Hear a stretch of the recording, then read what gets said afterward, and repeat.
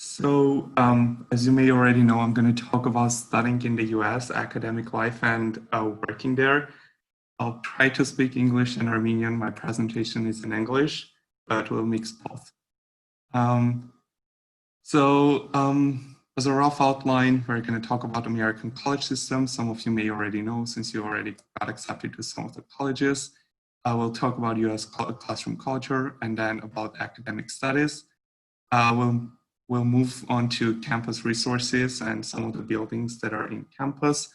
And in the end, we'll talk about working in the US. I don't want to have this as a lecture style. So if Ani and Anahid have something to add, please guys, feel free to stop me anytime. And also Ina.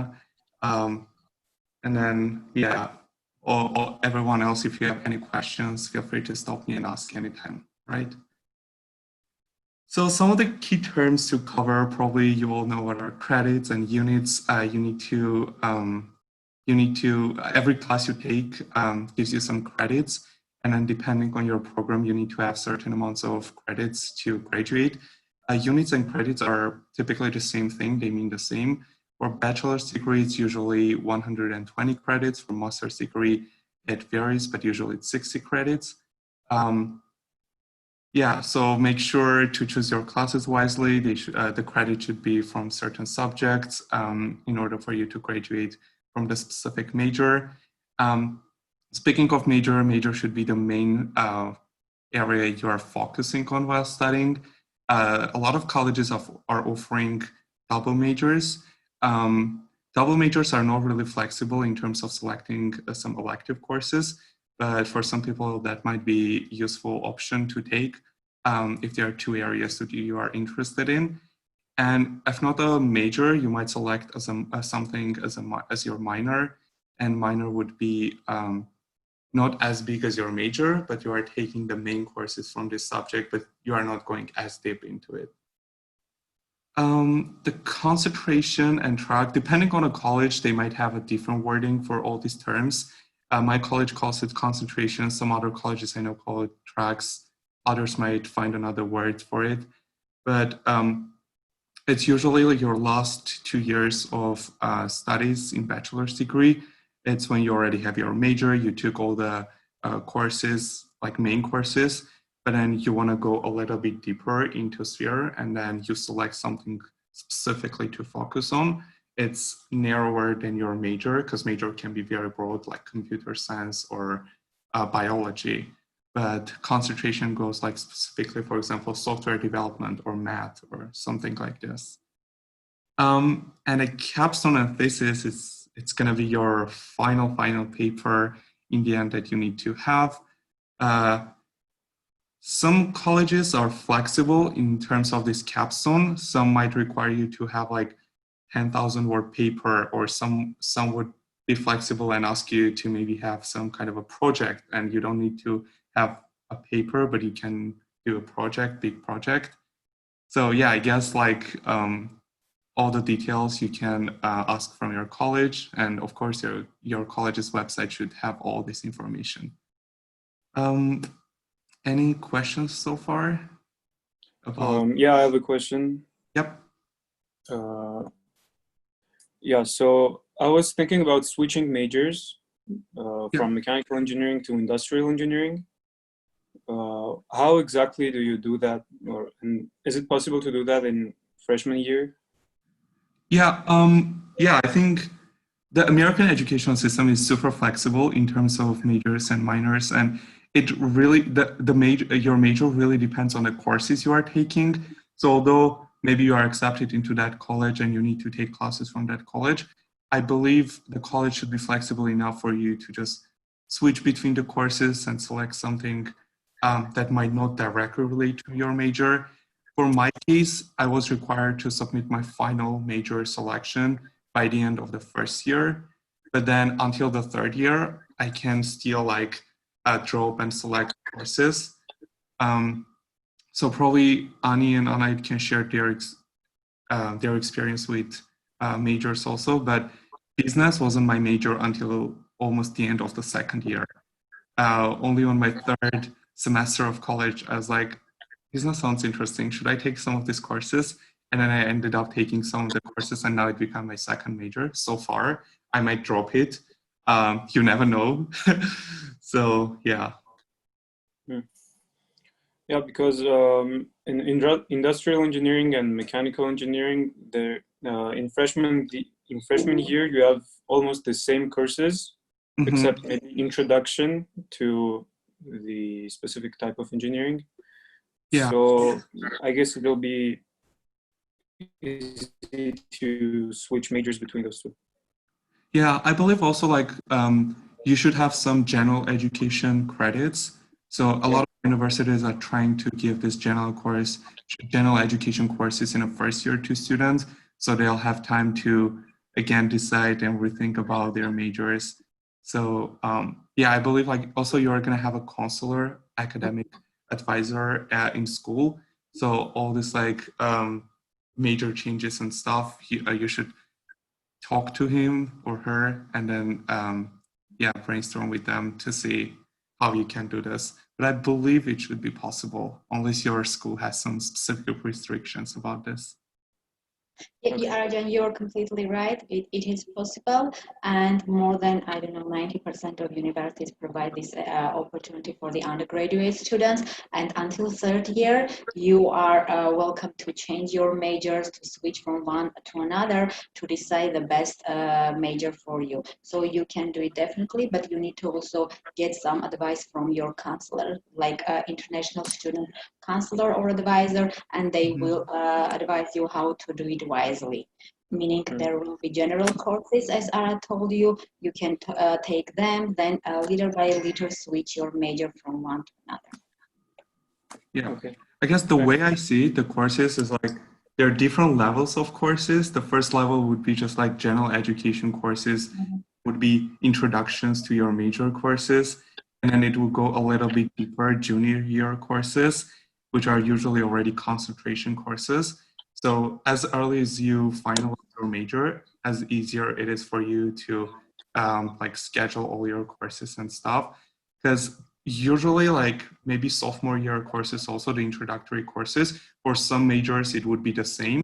So even after your second year, you'll have a chance to switch between majors. But then as you go to your third year, when you are already taking concentration courses, it would get really hard to do it. So yeah. To add up to that, depending on the university, there are universities that can offer you, like if you want to change your major in your third year or fourth year, like you can stay one more year and to complete your major, so that instead of studying for 4 years, you'll end up being there for 5 years. And like every university has their own policy, so you need to check with your university. Okay. Yeah, totally. Again, but talk to your advisor, because some colleges might keep your scholarship if you are decided to go to fifth year, some might not. So yeah. Okay. Generally speaking, it's possible. Just make sure to talk to your advisor once you get there. Yeah. Okay, thanks. Yeah. So classroom culture. I guess at some point it should be very. Excuse me, I just have a question. Could you please elaborate more what track means, or what is the equivalent to maybe our educational system? Because I'm not aware much, and maybe it's the terminology, but I'm not clear. I'm not sure if I understand. I understood the concentration, the meaning of that, but what is track and capstone and? Yeah, right. So the concentration is the same as track. It's just different wording, different universities use. My college uses concentration.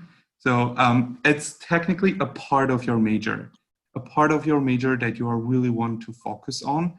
Because like you can't just study computer science, right? You should study something specifically in computer science. So that would be a track or concentration. And I guess that already depends on what courses you are taking again. But yeah, it's like part of your major, but something that you go already like, and it's more advanced than just broadly introductory courses.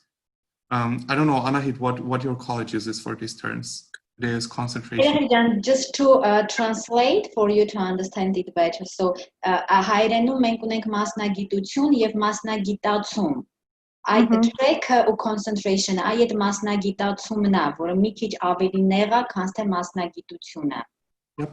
Հիմա պարզ է, շնորհակալություն։ Նաջան, ես ես դա ուզում։ Իսկ այս capstone-ը համահավասար է ուղղակի թեզին, հա, թղթային ինչ-որ գրած բանի։ Չէ, համահավասար չի, ինքը հենց թեզն է։ Ինքը թղթային, թղթային է ինքը թե էլեկտրոնային է, դա համասարանն է որոշում։ Հիմա ինձ թվում է արդեն ամեն ինչն է էլեկտրոնային, ամեն դեպքում, որովհետև ինքը review-ի տարբեր աստիճաններ ունի, տարբեր մարդկանց կողմից review-ը արվելու, վերջնական ամենավերջինը, երբ որ պետք է արդեն հանձնվի ուղղակի որպես, այսպես ասած, սեփականություն, որ համասարանն էլ է իր մոտ պահում, կարող է այդ ժամանակ ուզեն նաև թղթային։ Միջև այդ մեծ մասամբ երեխեք չէ, հիմա արդեն ամեն ինչ է էլեկտրոնային։ Am I right?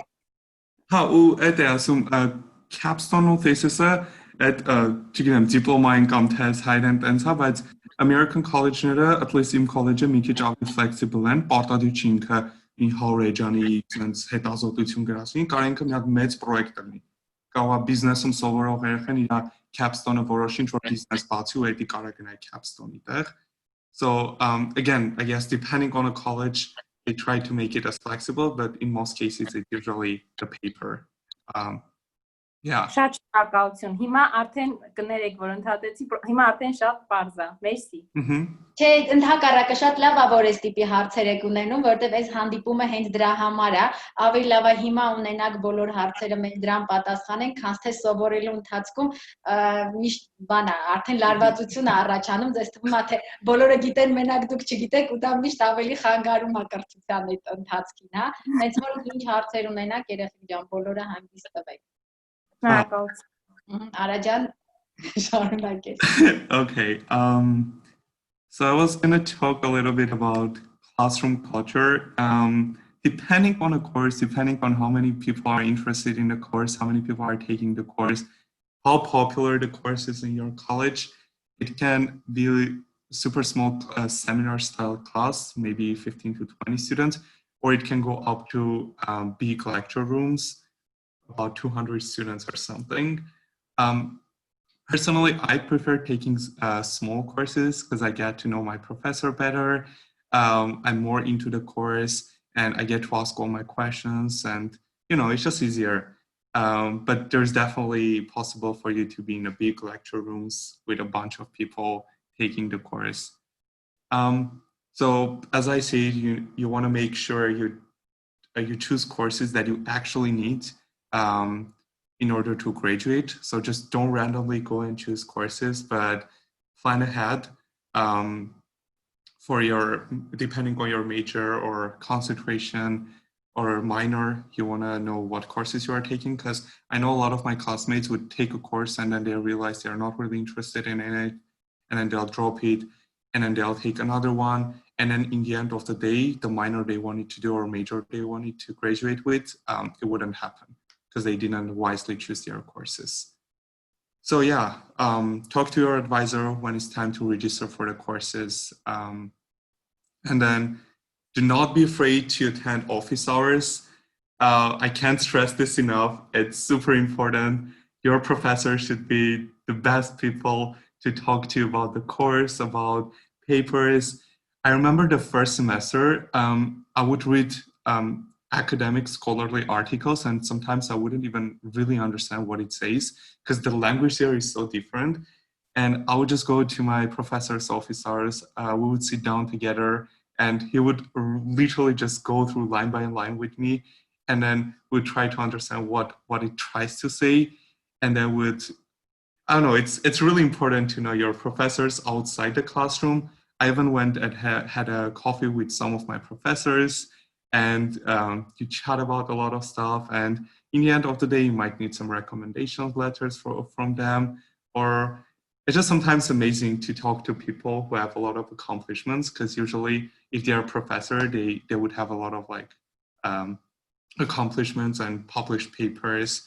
So yeah, sometimes being outside of the classroom, just chatting with them is important. If you don't have any questions, just sometimes going and saying, hi, I'm interested in this course, I'm excited to take it. totally fine.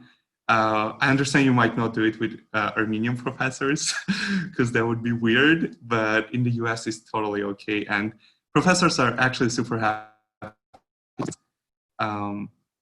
Yeah. And sometimes I treat my professors as an advisors. So if I have a question about, not specifically about the course I'm taking, but more of like, should I take this concentration or should I take the other course? I would ask them, and then they probably know better because they are into that. Yeah. Any questions? Can I just throw a comment, a yes and on that one? So definitely, working at UNL, this was really important. I was a part-time advisor for some students in agriculture, and that was one thing that we always told them as freshmen, was to make sure that they went to see all of their professors, even just to introduce themselves. And the second thing, or one of the key things that we told our freshmen, was don't assume that your professor is your freshman professor will remember you. So every time you say hi to them, use your name. Say, hi, my name is Tegan Valentine, and then ask your question.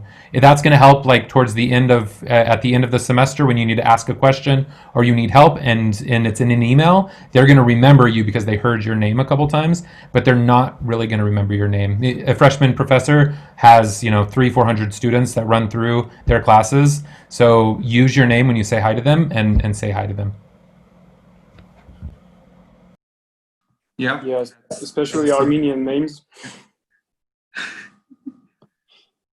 Well, there are a lot of international students, so it should be fine. At some point, they'll get used to it. So it's interesting because the way I'm taking my courses is we have a special platform and it has my name on it. So every time I go to their officers, they see my name. So I guess that's why I didn't really catch on that. But thanks so much for highlighting that also. Yeah, so let's see. Oh, plagiarism. Anyone knows what is a plagiarism? Anyone knows if you should plagiarize or not? So I guess it's super important. In Armenia, in school, I think it was fine if sometimes you would ask for an answer from your friend, or if there was, I don't know, a research paper for homework, you just copy paste the Wikipedia page and take it. But you should never, never do that there, because plagiarism is super important. I know some of my classmates, my university kicked them out from the university just because they plagiarized a paper. So make sure you never plagiarize things. If you are using a source, cite the source. Don't use the exact wording, but try to make the same idea but different wording maybe, and cite them. What else? Anait, I know you love plagiarism topics, so you want to add something to it? I love this topic. So the biggest cultural shock that I had was you cannot even reference your own paper. So if you had a paper that you wrote for like biology and you want to use that for chemistry, you need to still cite your own paper, because that will, like, it's not your own property anymore. So like that's something that you need to be very careful, because you will end up in my college in dean's office, and then after a lot of negotiations you will either be kicked out or stay. So be careful, please. Yeah, totally. Yeah, even your paper. And also there are some sources, so I guess you'll get to know them better. If you use Wikipedia, it wouldn't be considered as a good source. So you're gonna get to read a lot of scholarly papers and you're gonna start citing those papers. So yeah, if you never actually heard about plagiarism, or you're not sure what it is, I would definitely recommend you to just Google it, read a couple of articles. There are a bunch of them for international students. So yeah, and then start early and ask for help or feedback. We'll talk more where to ask this feedback from later when it's time to talk about resources available to you. But if your paper is due today, don't start it today, especially for your first couple of years. Make sure you have enough time. If this is your first time studying in American university and you're not sure how to write academic papers or the format, make sure to start early. Ask for your friends, from your friends for a feedback, or if you're not sure about something, ask for help. Professor office hours are super important, as I said. Go to office hours, ask for a help, ask for a feedback, and yeah. Quick question about Ara, Anahit, and Ani. Do your universities have like a writing center that you can visit that have like students? Yeah, so that's a common resource. And you might cover it later. Sorry, just Yeah, ask. no, totally. That's actually what I meant by saying I'll cover later when to ask for this help.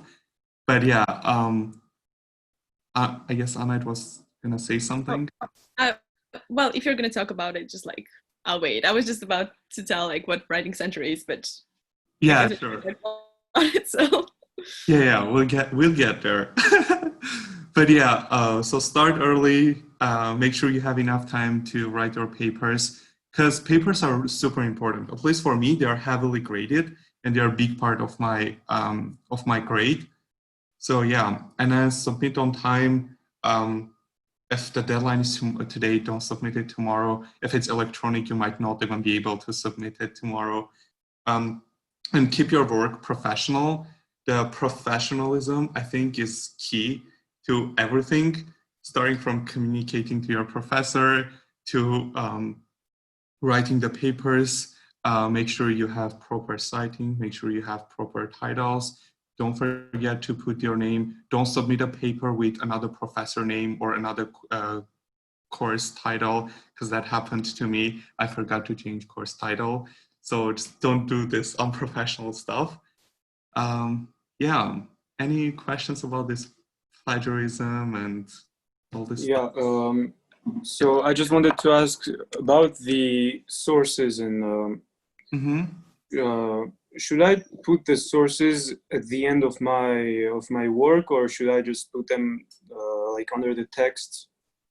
Yes, very good question. So there are two types of citing, in-text citation, and so technically, depending on a format your college is requiring you to use. Mine is APA format, so I need to have a reference page in the end, and on the reference page, there's a way to, you can just put the link there. You need to put author name, and then the year it was published, and then the paper, the journal where it was published. So there's a format, and then you should put the link and everything. And then in the text, wherever you use it, you should on a bracket use the author name and then the year it was published. So your professor knows that this idea, this specific part of the paper was from this paper that you cited later on a reference page. And if I edited like the majority of my text, I guess it's better to just put a reference page at the end and type all of these sources there. Yeah, you should do it. The reference page should be there, but once I got really low grade because I forgot to do in-text citations. So my professor just saw my reference page, but she wasn't sure where I used these references. So I guess it, again, depends on your professor. My dad professor was super picky about those kind of stuff. So yeah.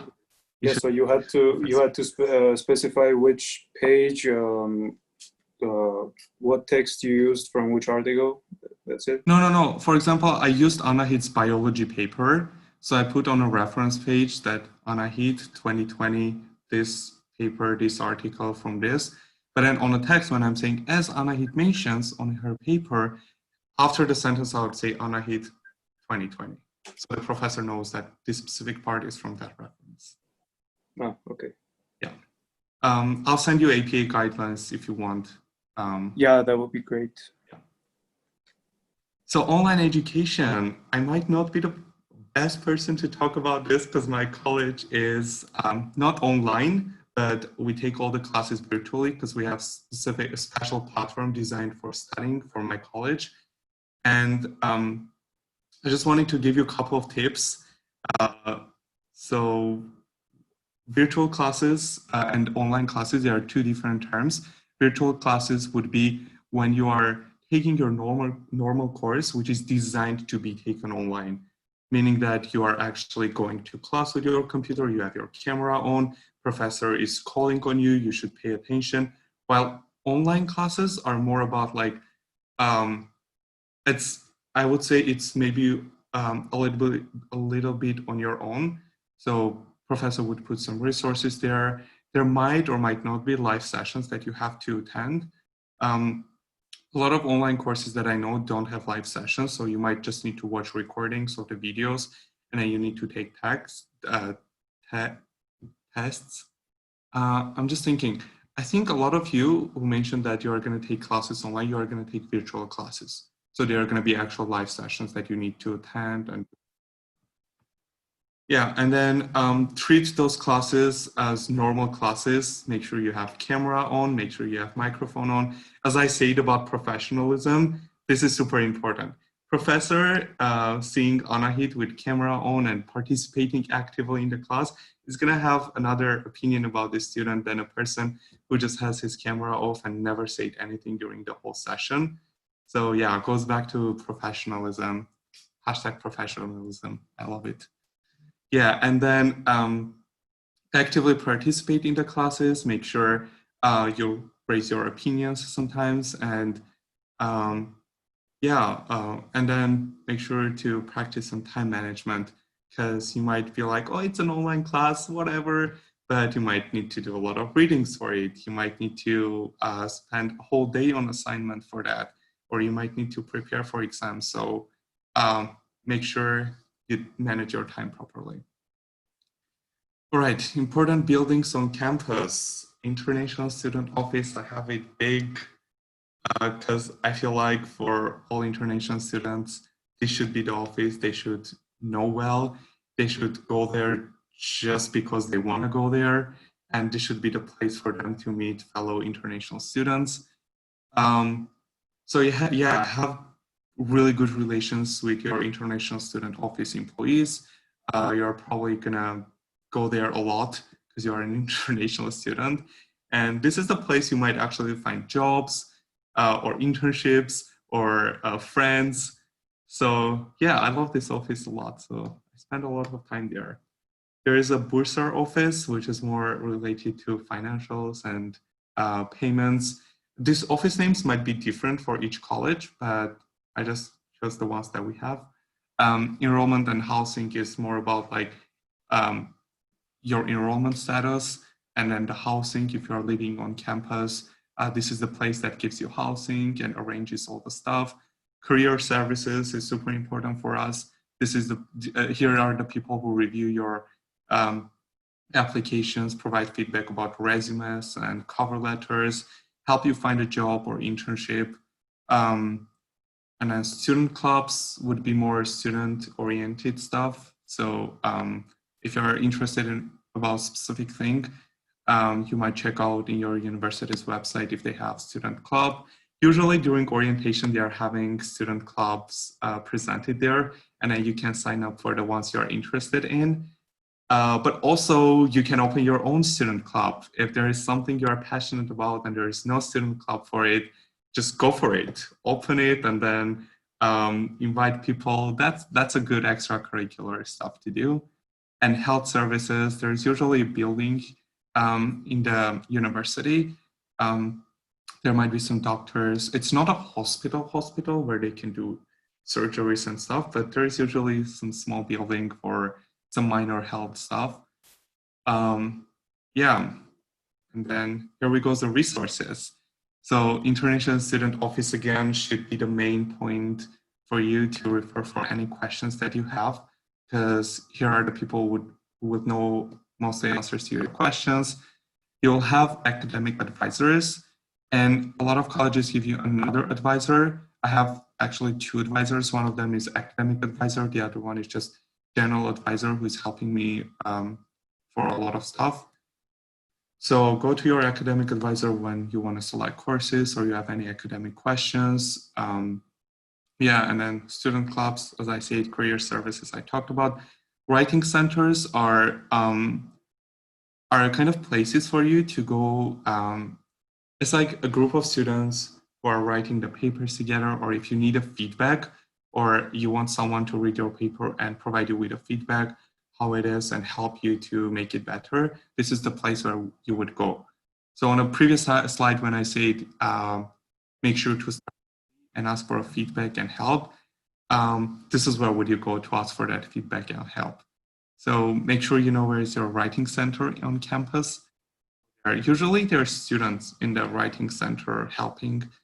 We call them peer tutors because they're helping us to like write the papers. Yeah, Anahi, you wanted to say something about writing centers? Yes, I just wanted to say that like, well, again, every college has their own policy, but at least in my college, like writing center is free and it's run by like the students, and you just go there, you just show them your paper and they look through it, they tell you what to add, what to delete, and they just like edit it for you. And it's just like a great resource because sometimes you just look through your paper and you're like, I don't know what to change, but I don't like it. And when you're showing it to another person, they'll just like find what's off in that paper. So just like use the writing center. It's a very good tool, and go there at least like a day before your paper. Like don't go there like 2 seconds before your deadline and be like, edit my paper. That's not gonna happen. But use that wisely. It's a very, very good opportunity. Like I go with them through my papers before any deadline, and it's very helpful. Yeah. Oops. Yeah. So yeah. Thanks for sharing that. I guess for my first year, I also went there for almost all my papers, and sometimes I would think, oh, my paper is perfect. I have all the points there. I have everything there. But then it's really good when another eye goes through it. And then in a lot of cases, they would suggest me so many improvements that I didn't even think of. So yeah, make sure to use it and go there early. Health and consulting. So mental health for the US universities and students is super important. I know this might not be as famous in Armenia, but I guess all the colleges here have mental health and mental help. I don't know how they're called, advisors or therapists. So if you're going through a hard time, you can just sign up and go there, talk to them. Usually, what my college does, you get assigned to a therapist, and then they know a lot of information about you. If you want, you can go there monthly and then share whatever you want. And it's a really great thing, especially when you have a lot of papers and you're overwhelmed. It's normal to feel like that. And this is the place where you would go. And then, as I say, there is a building for health. If you are feeling sick or something, you don't feel like going to a hospital, but you have a fever or something, you might need to go there just to check in really quick. Yep. Okay, before moving to working in the US, anyone has any questions?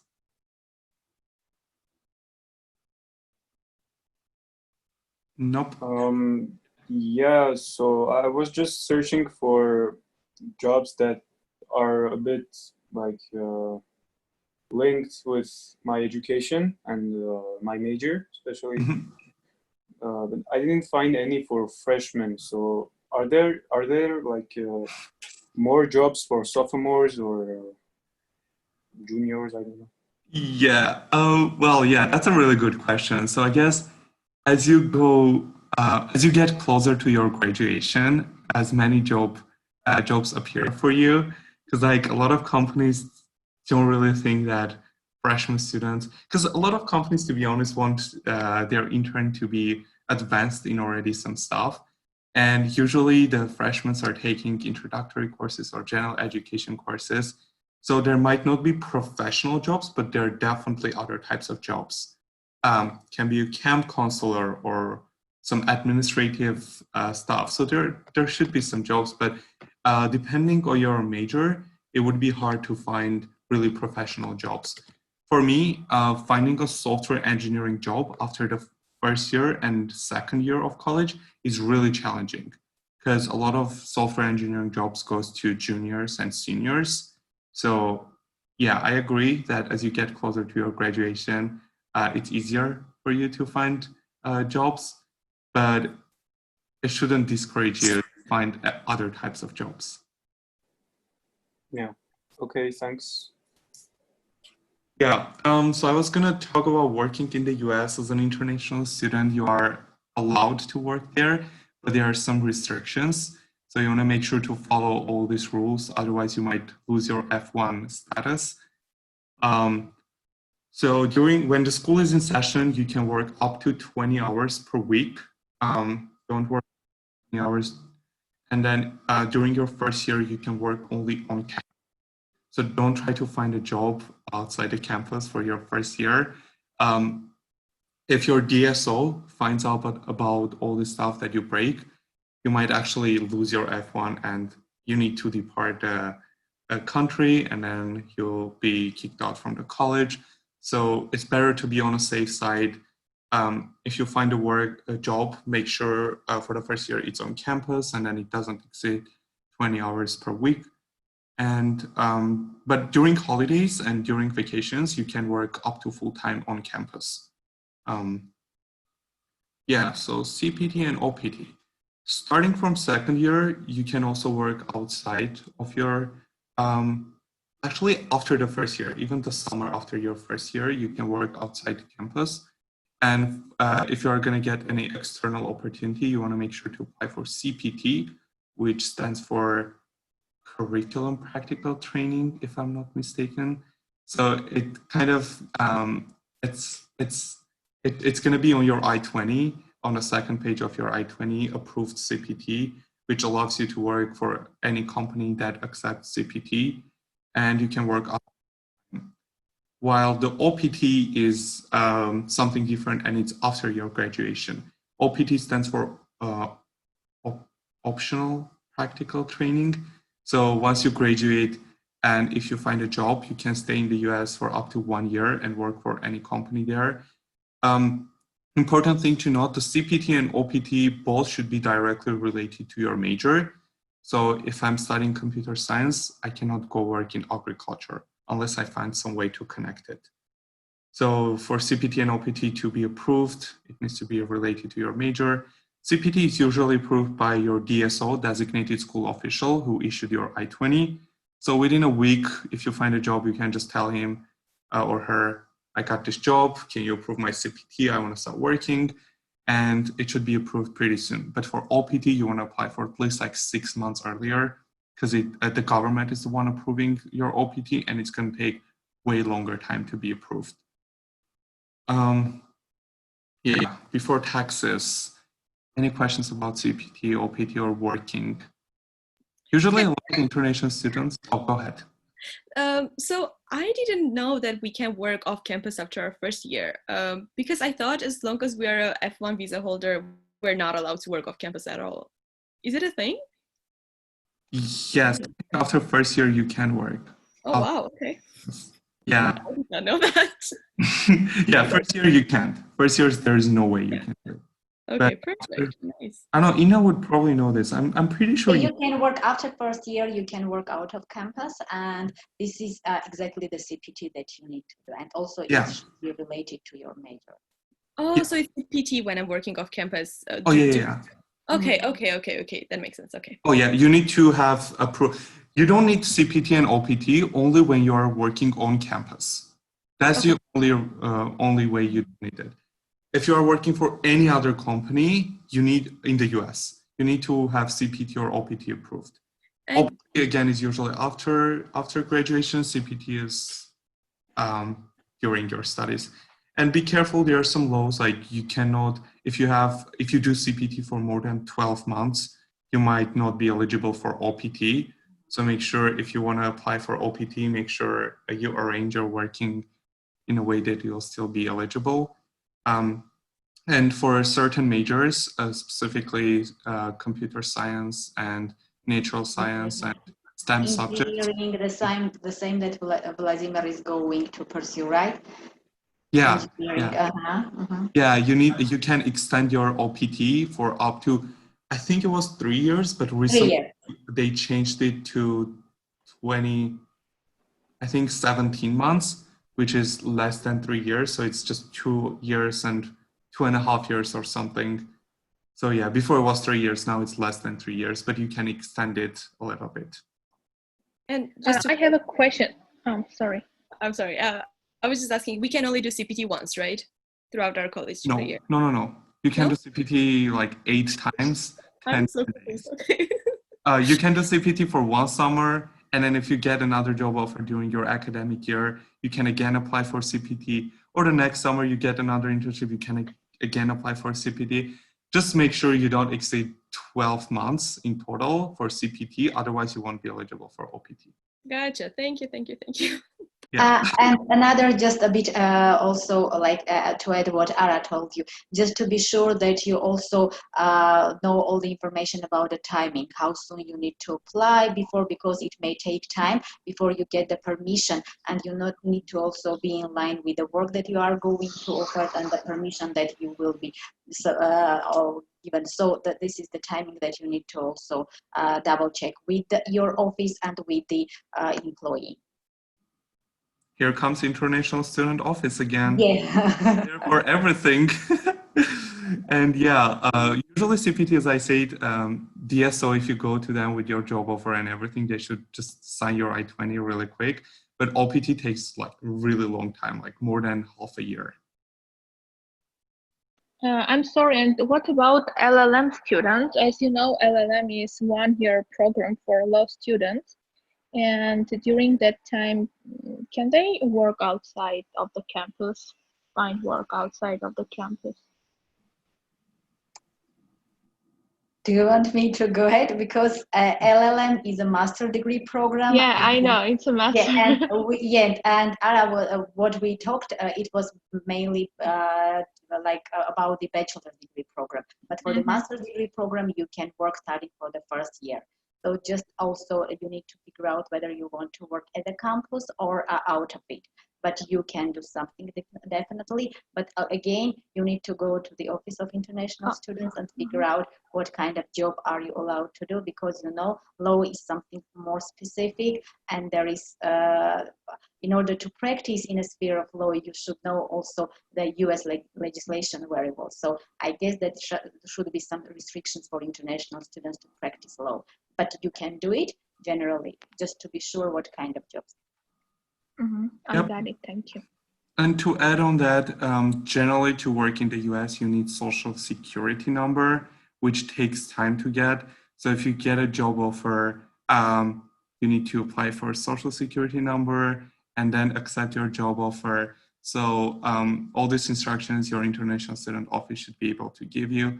But again, make sure you give enough time to yourself while applying to jobs before starting to work in for something, because it's super important to follow all the laws and not break any law, because that can have a huge impact on you and your future studies. So yeah, for me, applying for social security number took maybe a week. I just went to their office, I applied, and then I got it on mail. But depending on, I don't know, case by case, it might be a little bit different. Okay, any other questions about working? No. So probably not a lot of you care about this a lot, but taxes are another important thing in the US. I hate taxes, but it's something we all have to do. So taxes in the US, everyone needs to file taxes.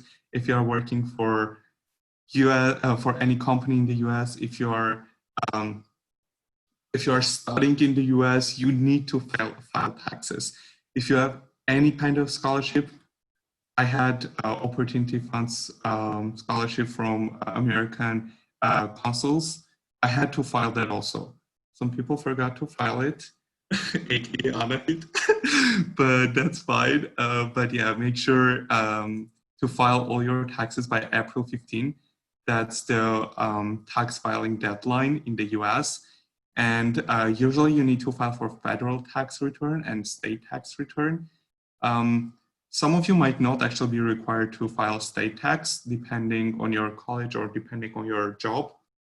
For the first year, I didn't have to file for state tax, but for the second year, somehow I'm required to. So yeah, and then for international students, for many cases, you actually need to mail all the documents to the office, to IRS office, and that might take some time. So don't start filing your taxes on April 14. Start earlier. I usually start in December. I collect all the documents because you need documents from, I think that's my next slide. Yeah, here. Usually you need documents from all the employers you worked for. You need documents from your university. And yeah, so you need to find out which forms you need. Make sure you have them all. Usually all of them will send it to you sometime in December or January. But in case you feel you are missing something, you need to email them and ask. And then you need to complete the forms that you need to fill in, and then print out all the forms and mail it to IRS. I know this is super complicated, and I was super scared when people told me you need to file taxes. Imagine 18-year-old freshman studying and now needs to file taxes. But there are a lot of resources available to students.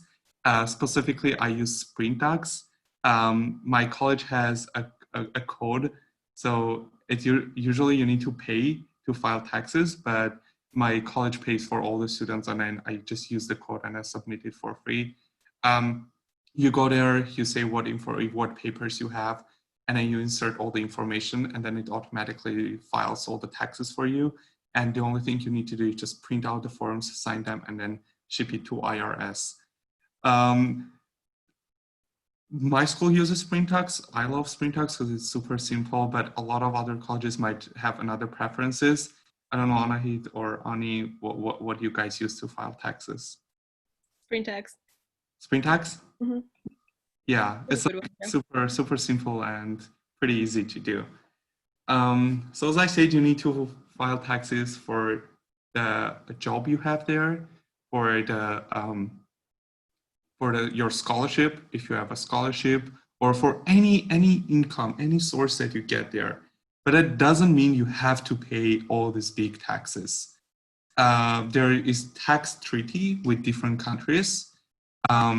I found out tax treaty for Armenian students. So tax treaty means that you technically, whatever you got, you don't pay a tax for it. So Armenia has a tax treaty for scholars, for sellers. So if you're going to be a scholar in the US earning something, you don't pay tax for that. You don't pay tax for your scholarship if you have a scholarship. However, you do have to pay a tax for job that you have. For example, currently I work for a US company, and whatever I earn, this money is taxable. So they take out tax, and then in the end, I have to do all these calculations. I mean, SprintTax does all the calculations, and then I have to pay extra if I need, or I'll get a refund. Yeah, so depending on your situation, there is like short information if you are eligible for tax treaty or not. Oh, that's it. I covered pretty much everything I wanted, and I don't know, do I still have time? I lost the. You're exactly in time. Oh, it's in time. Wow.